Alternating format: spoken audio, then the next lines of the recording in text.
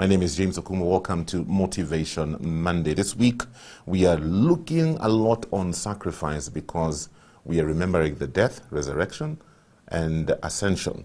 Death, burial, resurrection, ascension of Christ. He sacrificed his life for us. So a good number of things we're going to be looking at this week.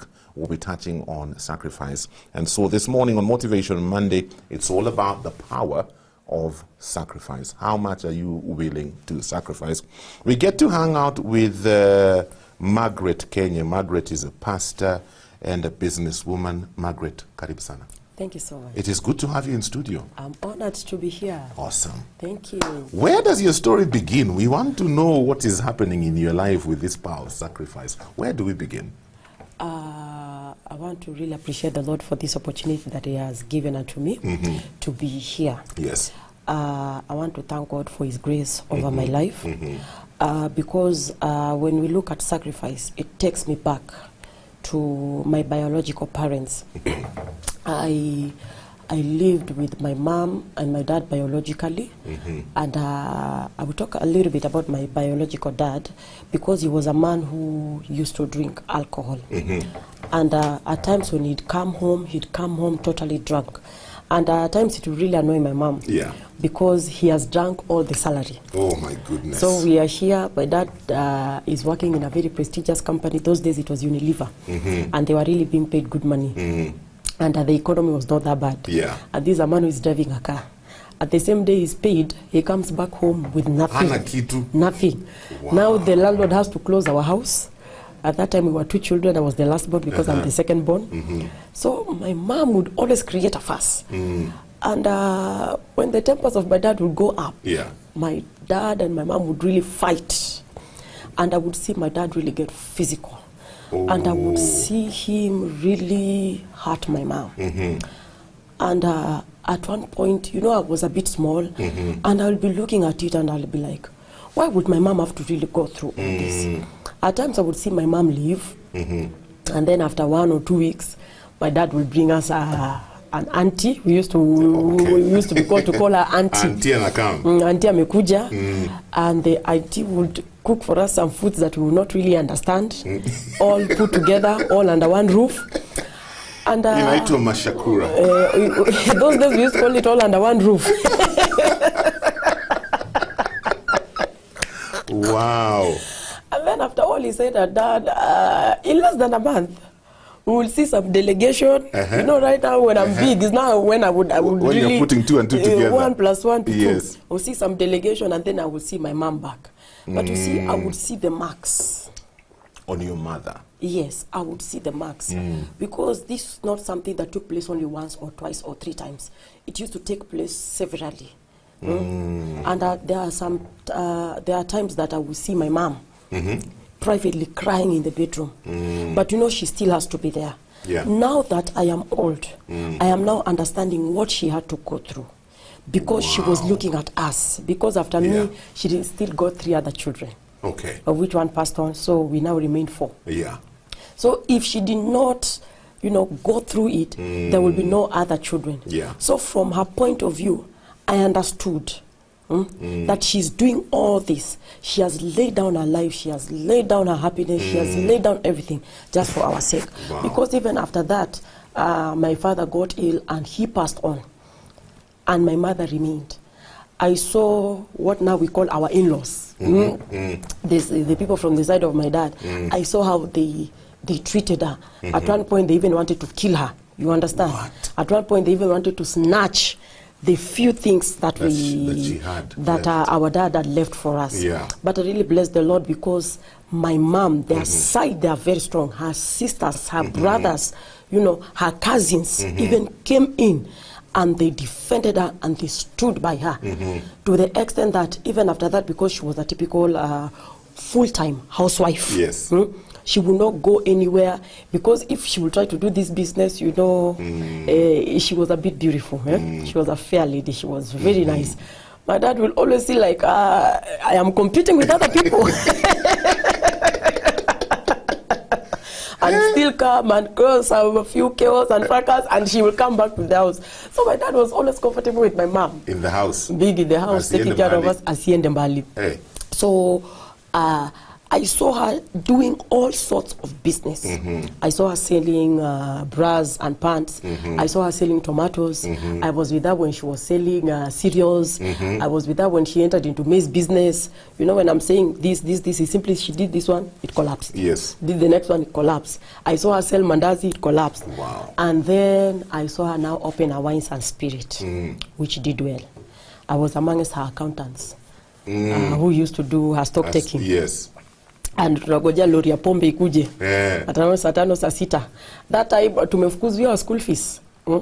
Because Kibaki had not yet announced the free primary education. Yes. Some of us, it is that free primary education that took us back to school. Took you back to school. Because if not for that, then we could have been typical alcohol sellers. Wow. And when all this was going on, once my mom would make the first sale, the first thing she would do is to call me, Maggie, kujia pesa ya chakula.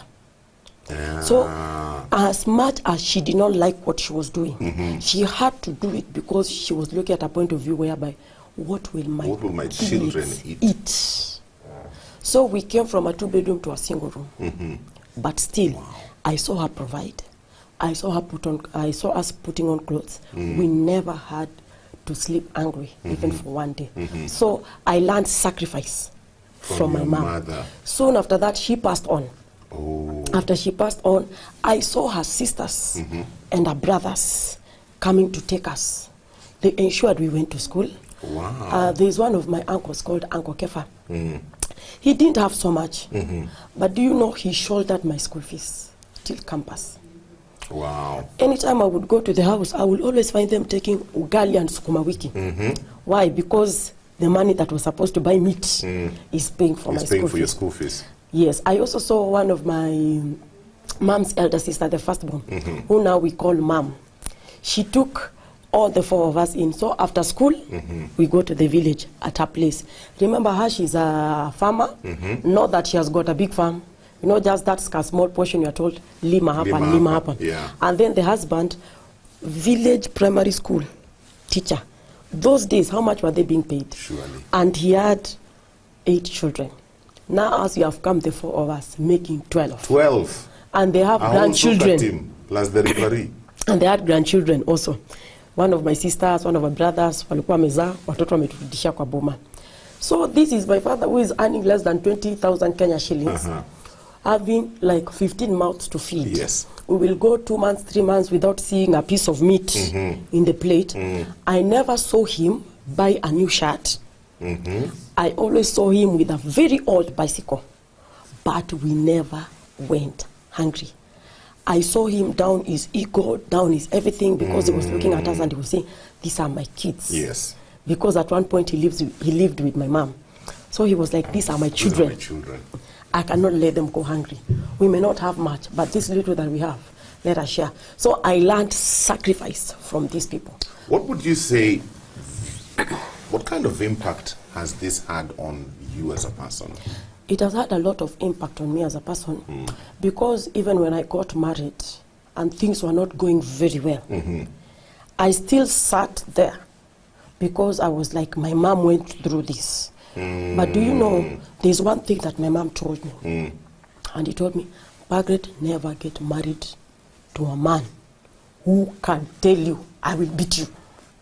Not who will beat you. Not who can tell you. And you know, at this point, I'm 13 years. Yeah. She has just bought me my first bra, boob top, because she's now seeing I'm evolving into a woman. And then she comes and she tells me, Margaret, never get married to a man who will tell you, I will beat you. Wow. I'm 13 years. I'm in class 7 at that time. So I'm wondering, I keep on thinking about this statement. 2 years, she passes on. So I keep on your mom wondering. Passed on when you were 15? Yes. And my dad passed on when I was 10. Wow. Yes. So I live up with this thing. Why would my mom tell me such a thing? Yeah. Never married to any man who can tell you, I can beat you. Because out of the abundance of the heart, the mouth speaks. So whatever you say is what is in the inside of you, and it's what you really are. Because it is the things that come out of the mouth of a person that talk about who you are. And it is the things that defile you, not what comes into the inside of you. So this thing goes ringing on in my mind. But you see, one woman who is really in love, it is very hard to advise her. Because she will always see you as a destiny destroyer. You are the cause of my downfall. So this thing, anytime anything would go against my wish or against my will, and I will not want to do it, I will remember. But my mom went through this and she persevered till she buried my father. How much me? So what you have seen and what you have gone through and what you have grown up doing and seeing it as a norm, do you know whether you like it or not? 90%, do you know you take it up? You take it up. So if you grow up as a man, seeing your father beat your mother, do you know when you grow up, you will always see it is okay. You will never see a big deal in it. It's been programmed into you. It is okay. I saw my mom beating my mom. I saw my dad beating my mom. But my mom was still there. In fact, we are 12 children. So if it was wrong, I think, and I'm the 6th child, I don't think my mom could have had 6 other children. It's interesting you're saying that, because I remember having a conversation with a friend of mine, and he would talk about how he had a violent father and how he detested that. But surprise, he gets married and he does the same thing. And I kept wondering, how, and the way you're so passionate about this, how did you end up in the same place? So what you're saying to me makes sense. I want to take you back a bit. At what point did you get married? At what age did you get married? I got married at 26. At 26. I got married in 2015. So at what point do things begin to go south in your marriage? At what point do you begin to see the words that your mom had spoke to you, or the signs of what your mom went through are now your reality? Okay, let me talk. Let me smile a bit. Baba Watoto was, let me say, no, say is, was a very charming man. When I met him and when he approached me, at that time, everything that I so desired as a man, he had it. In fact, number one, I really love men with bald head. You know, the one that has got no hair, is very shiny. And then I'm a pack of Vaseline, it is shining. So when I saw him, I said, oh God. So you answer prayer like this. And we went in a church. Those days he used to preach. He used to serve God. I fell in love with his dedication for God. Because if this man loves God like this, I feel I'll have a room in his heart. Why? Because in the event anything goes wrong, God will be the one to rebuke him, not even me. So one of the things that I really admired and I fell in love with so much was his relationship with God. I met him in Acacia. I met him pray. Most of the time our meeting points were just church functions. And I loved the way he served. I loved the way he was devoted. Being that my spiritual father is a Nigerian. So I don't know if you are coming from a Nigerian background. You know, church is Monday to Monday. There is no holiday. There's no break. There's no break. The only break we're being given is 3 days, 24th, 25th, 26th, 27th, be on the way traveling back so that we can start planning for our crossover. After crossover, there is the 30 days of prayer and fasting. 2nd of January till 31st. After that, you have February and March. There are programs lined up for the first quarter, second quarter, Women's Sunday, Men's Sunday, Children's Sunday, Teens. So we were always packed. So I never had time to go and interact with other people. And even the few friends that I had were classmates, schoolmates, and colleagues. Other than that, the church friends I had, they were the ones who belonged to our church. So I meet this gentleman, I'm invited in Acacia somewhere, and I go, and I meet him. 90% of the Kenyan ministers of the gospel that I know, he's the one who introduced me to them. So right now, I can proudly say 85 to 90% of my influence in Kenya has come from the connections that he gave me. So when I saw this, I was so much in a hurry because like, this is just the deal. This is it. Why should I waste time? What am I dating for 1 year, 2 years, 3 years? And the man was like, have I not met a pastor who can preach, who can pray in tongues, filled with the Holy Spirit? can stand in the pulpit, can tie girl on the head. Yes. What else do I need? She's financially stable. Yes. What else? So he proposed, and I was like, bam. So we met the same year. He proposed the same year. He paid dowry the same year. We wedded the same year. Let's pause there. That is what we call the Lord has done a quick work. The third time to favor Zion is now. Have you signed up to the Family Media newsletter? If you haven't, you need to, because through this newsletter you will find a lot of encouragement. Newsletter comes via email, and from that email you get access to the daily devotions we share on Jam 316. You also get access to articles written by various writers on different subjects to inform you, to inspire you, to help you with your faith. You also get access to podcasts, interesting conversations to enrich you and to encourage you in your Christian walk, and also to inform you. And also you get behind the scenes information on what's happening at Family Media. It's very easy to sign up. In fact, it's so easy, I'll do it for you. All you need to do is send me your email address via SMS. SMS line is 20316. So send me your email address right now. Don't say you'll do it tomorrow. Utasahau. Take 30 seconds. That's all it will take. Take your phone, type out your email, send it to the SMS line 20316. Leave the rest to me. I will get you signed up by the end of the day. So do that, and you'll start getting the newsletter this week. This morning, it's all about the power of sacrifice. Pastor Margaret is here with us in the studio sharing her story. Message here says, Salimia, Pastor Margaret, the story she's giving is very touching. Marianne from Thika says, Aki, her voice reminds me of Pastor Liz. Pastor Liz is the pastor we had in the previous hour. Seems like you sound alike. So, here you are, Pastor Margaret. A quick work. You've gotten married, excited. What happened?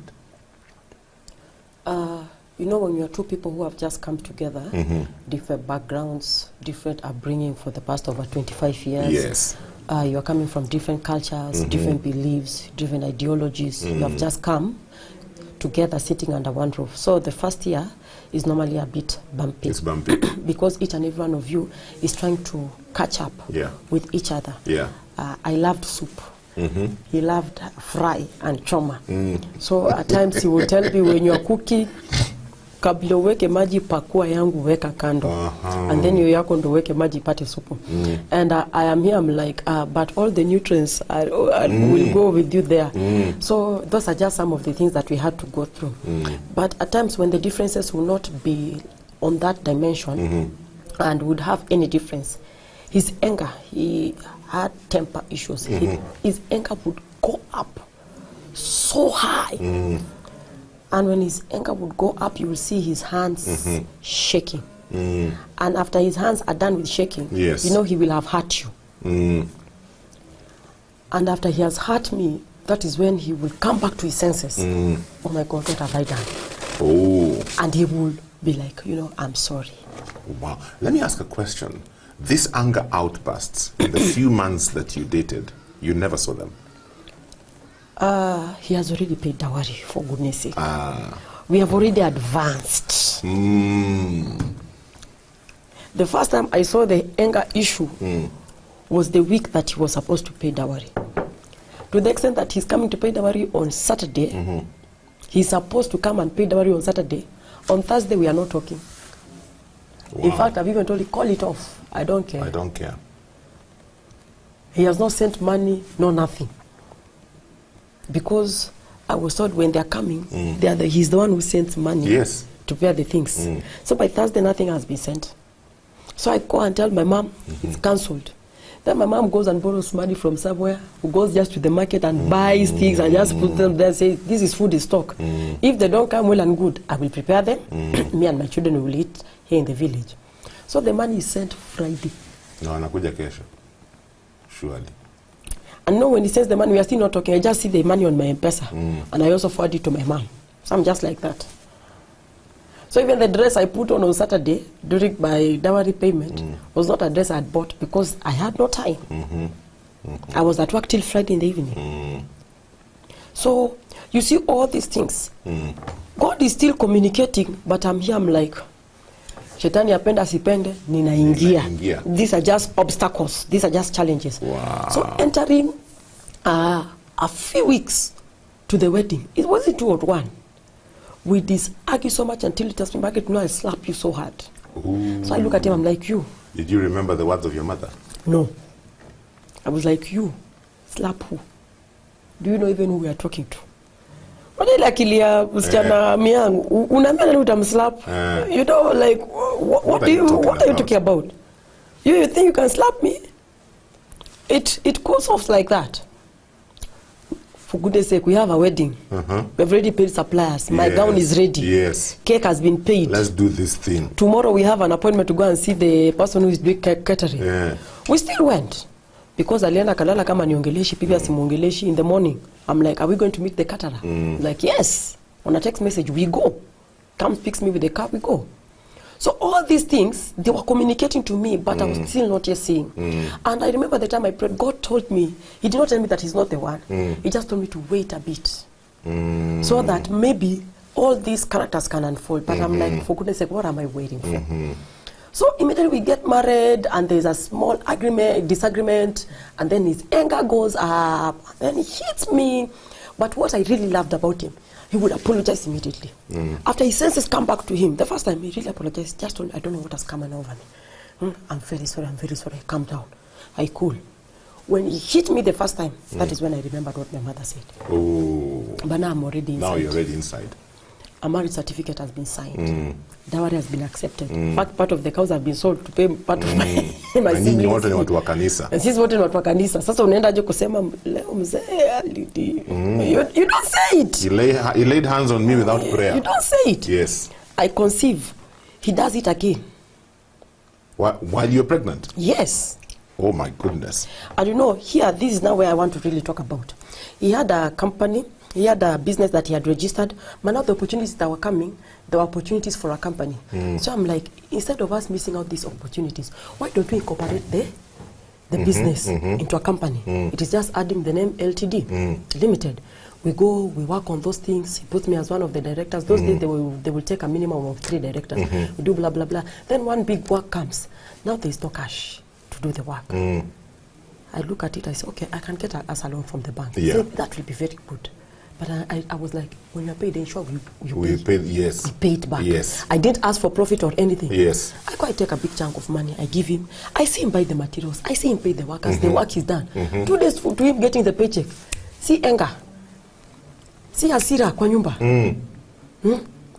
Now, because I knew the check was coming, the check has come, the check has been packed. I'm like, okay, how about the money that was to pay the loan? He asked me which loan. Yeah. Me, did I take any loan? I've taken the money and I've put it in another work again. I'm like, but you know, this was a loan. So when I persist his anger, why do you keep on asking me about this money issue? Have I not told you I've already taken the money and put it in another work? Or how do you want us to run this house? Before I know, one is getting physical on my money, which is a loan. And I'm pregnant. And my salary is small. And it is so the whole loan was subjected to my salary. Before I realize I'm growing big, I don't have cash. Yeah. I'm asking for money for clinic. He keeps on telling me I don't have money. Another big job comes again. I see him depressed because he can now come back to me again to ask me to help him. Why? Because even the first one he did not do, and it ended up in him hurting me. Yeah. And now I'm pregnant. So where do I run when I'm pregnant? Yeah. So I just look at the stress eating him up. Then I just decide on my own accord to sacrifice again. On top of the one I have, I go and I take another loan. Another one. I know they are big loans. They are not small loans. What? So at the end of the day, my salary goes to as low as below 8,000. He goes, he does the job. He still does not pay it again. I ask, he beats me up because of anger. So at the end of the day, I had given him all my salary. I am here carrying a pregnancy. I cannot afford clinic. Baby things have not been bought. But him, I come a year later, he has even put up an office in town. I'm like, we even have an office that we are paying rent of 30,000. Our rent is 15,000. It is 3 months. It has not been paid. Yes. What is really going on? Where am I in your life? It's like you sort your own. And then it's like if you feel like you don't fit in this life, you're free to walk out. So I am like, did this man just come here to use me? So when we are trying to exchange 1 or 2 or 3, gets mad. Now this is the day he beat me. He beat the hell out of my life. You know, and I'm pregnant. What? And I'm a pastor. At this time, do any of your relatives know what's going on? Your brothers, your sisters? No, only the best couple and our 2 bishops. Right? Because these are pastors. Yeah. You understand? Yeah. These things you don't expose them. Yes. You try to keep them. But remember, I was still keeping because I'm like, I need to keep this thing. Mwanamke ni kurudi chini, and you are supposed to cover the nakedness of your husband. So the best couple tried, my bishop tried, his bishop tried, until now things are falling out of place. I give birth, he's like, I'm not sure if this baby is my own. Yeah? We have to do... We have to do DNA to prove. See the young man, see his face. See the young man and see his face. When the pastor what are you talking about? See the young man. See the dad's face. You might think they were given birth to from the same mother. Yes. And they were breastfed by the same person. So I just say, don't waste my child's blood with injection. If you don't want to leave him. So it is after the baby reached 1 month that he bought the baby the first clothes. Though they were very good clothes. Very expensive, good quality. Went bought towel, you know, very nice things. Because anywhere I would go with the child, everybody would be like, hey, ulicheza vizuri bwana. Ulicheza vizuri. Ni wewe yote. So he started embracing this child after people said that this one looks like you. This one is you. This one looks like you. Don't up to date when my boy stands, you know. Just stands like, you know, the dad walks like a big man. Yes. So you see them, you see their identity. So I put down everything, and you still, you know, still after that, even after I delivered, see, he beat me up. Pastor Liz, because our time is almost gone, I want us to, we have like 3 minutes actually. You know, there's something you had mentioned earlier when we were having this discussion. At what point did you leave? Because you left and then came back. When I had already given birth, after 3 months, we were still having issues. We were still arguing. Most of them, it was money issues because he didn't, at that point, I don't know. Because when we were dating, he would provide everything for me. Yeah. Book me flights, do all these things for me. Buy me shoes, buy me things when I'm sick, send me money, and I'm working. So I thought when we enter the house, the same would continue. So when I'm now inside, I'm now wondering, why doesn't he want to pay rent? At times, he will pay 1 month, skip 2 months, you know. And it ended up like I was now becoming a man. Now I've already given birth, I'm now in the house, there's no food, there's no what. So if you push, he still beat me up again. Now at this point, our landlord came in to intervene. Our landlord is a big woman in her 40s. Do you know he even beat me up in front of the landlord? Oh my goodness. So I said, if this man does not have respect, even for this lady, then I don't think I have a room here. Yeah. And that is now when he beat me up until I was bleeding. So you might have thought 3 people were fighting. You get where I'm coming from. So I just screamed. That was the day I screamed, and neighbors came and they was like, hey, what is going on today? Pastors are fighting. What is it? Then I said, if it is shame, it is shame. If it is embarrassment, it is embarrassment. If he cannot honor this woman, then I don't think he can ever honor anybody. And that was how I left with my child. And you stayed away for how long? 3.5 years. 3.5 years. Yes. What brought you back? We cannot discuss that in 3 minutes.